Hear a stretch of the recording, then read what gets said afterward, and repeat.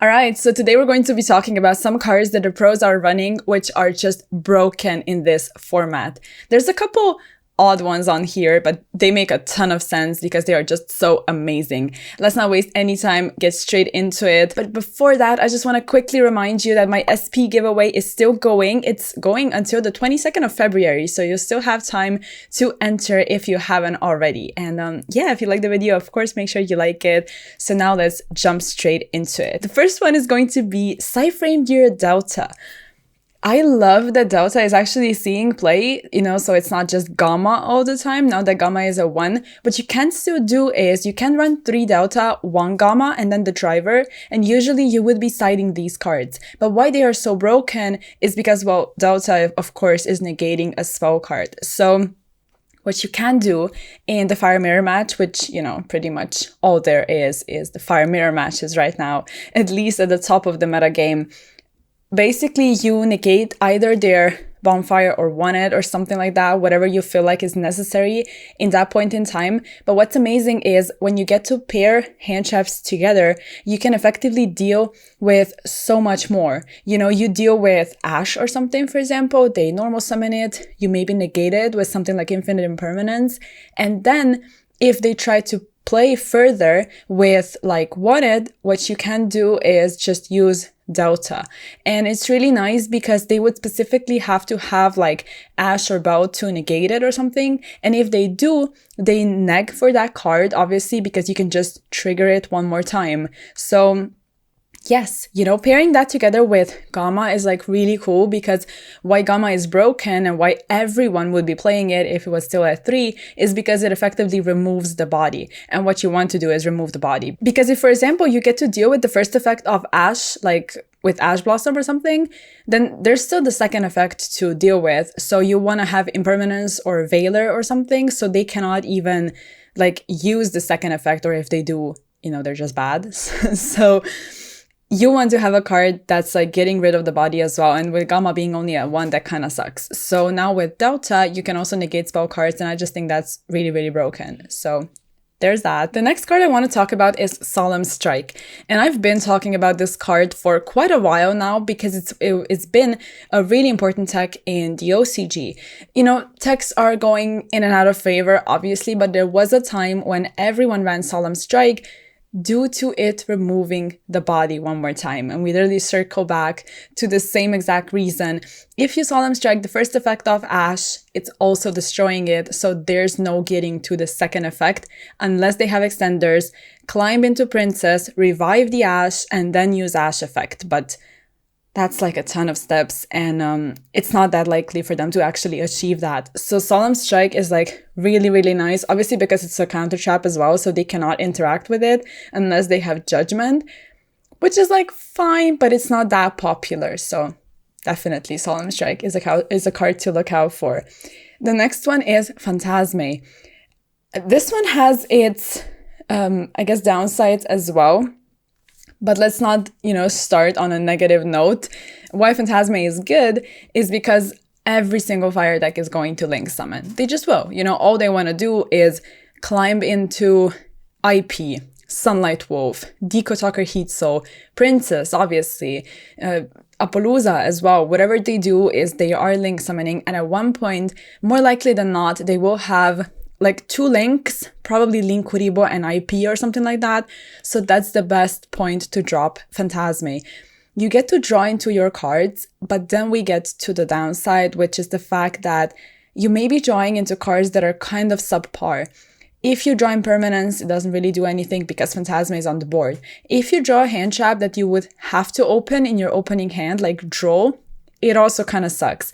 So you would have to play Phantasme or like side it in a deck where you will be drawing into either board breakers or cards that you're effectively going to be able to use later in their turn or at that point or whenever, like Nibiru or something. So in my opinion, Phantasme is still really nice, but it would take some smart deck building, alongside playing Phantasme.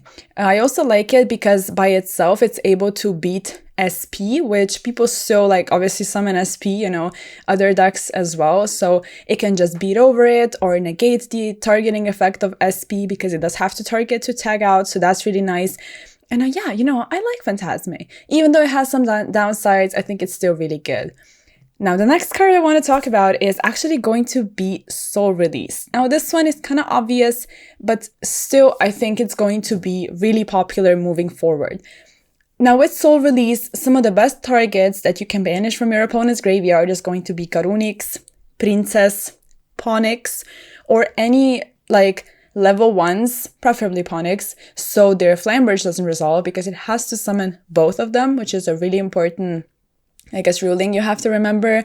What you can also do is get rid of One-Ed and Original. This is, really nice, or, Diabellstar or something.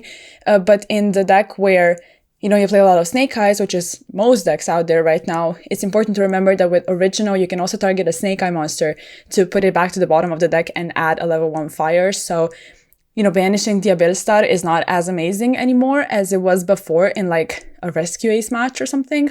But still, some of the most important cards you have to banish are obviously going to be interruptions. So Garunix and Princess and stuff like that. What you also have to do is you have to pair cards together because Soul Release is not going to be able to achieve that much on its own. What you're doing is you're removing their interruptions from the graveyard, but they still might have stuff in the hand, or if they played around Soul Release, what you can also do is they added Garunix back to their hand, so for a fact, there's a Kirin pop you have to think about.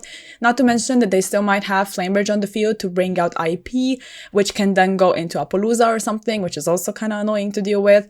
So you have to pair up Soul Release with other going second cards or just your engine overall, so you get to break through their board. I really like Soul Release. I think it's important. It's right alongside cards that take control, like Talents or something, but Talents is really self-explanatory, so I didn't put it in this video, but it's really, really busted, so you have to look out for that. It's also better than Change of Heart and Mind Control because both of them target, so Kirin can tag out the target, which is not amazing. However, when it comes to taking control, what's really nice is taking control of Apollousa. That's just so busted. It is so good, and Kirin cannot protect that, which is also nice. So yeah, I already gave you more cards than just 5, but that happens in my videos. So yes, Soul Release is cool, but yeah, you have to pair it together with something else. Now, the next card, or the last card I should say on today's list, is going to be Cosmic Cyclone. Again, very obvious, but I simply had to include it. Cosmic is literally getting main decked at this point, and I just love this. I just love Cosmic Cyclone by itself. It's a super cool card, just so good at what it does. Pay 1k, banish a card. It's just amazing because it gets around any kind of destruction protection, which Fire King Island actually has with Sanctuary if it's still on the field. Sometimes they will send it for Diabellstar or something, so it's not protected. But, Cosmic is just better. And overall, Cosmic is nice in other matchups as well. I know we didn't really discuss other matchups, in this video per se, but Delta is still fine in other matchups. Phantasme is nice. Solemn Strike is even okay. So there's a lot of applications you have for all of these cards that we talk about today. But when it comes to Cosmic, it's even better because there's so many other decks running around which have powerful field spells, or with Voiceless, they have all the stuff in the back row that you have to deal with, or Centurion, there's stuff that gets treated as traps in the back row.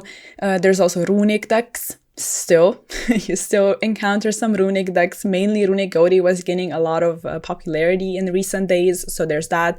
But when it comes to the fire matchup, if you time your Cosmic Cyclone properly, you can do a lot. You just really have to know when to use it on the field spell so you get as much value, because their stuff is still going to get some value when it gets destroyed. Or other cards will come to the field, like Ponix may be summoned, Garunix, Ambler can even trigger in the graveyard if it's already there. There's a lot, right? But if you really think about it and if you know when to use it, I think that's really important. What you can also do is use Cosmic against Labyrinth. That's actually really nice, because if you know you're competing with set welcomes or big welcomes, which you already know you're gonna have to deal with in one way or another, you can just go after an unknown set card, for example, which in that deck would be Karma Cannon or Impermanence or something, which is actually really broken cards, especially Karma Cannon, it's like game changing. So if you can get rid of that, if you snipe it, that's really nice. Against Rescue Ace is like, it's really cool because the second they start using their stuff, you know, they're gonna go for emergency, rescue, even alert, probably quite early on, perhaps even in the standby phase. So then you know that you get to snipe at least one of the trap cards, which is nice.